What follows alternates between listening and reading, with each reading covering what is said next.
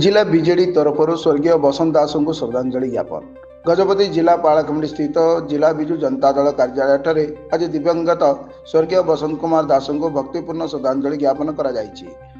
जिला सभापति प्रदीप नायक सभापतित्व अनुष्ठित समावेश पालाकमंडी विधायक इंजीनियर रूपेश कुमार पाणिग्राही, जिला परिषद अध्यक्ष गावरा तिरुपति राव, पूर्वतन सभापति वाइच रामचंद्र राव, एस गजपति राव, पाला पौर परिषद अध्यक्ष श्रीमती निर्मला सेठी, काशीनगर ब्लॉक अध्यक्ष बी सायम्मा, गुमा ब्लॉक अध्यक्ष सोनमी मंडल, काशीनगर विज्ञापित अंचल परिषदर उपाध्यक्ष रघुराम साहू प्रमुख स्वर्गीय बसंत दास चित्रठारे प्रतिभा प्रज्वलन पुष्प दे श्रद्धांजलि ज्ञापन करथिले।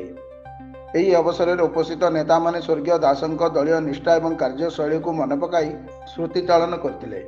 एही समावेश जिलार पंचायत प्रतिनिधि, पालाखंडी पौर परिषदर काउंसिलर माने योगदान करथिले।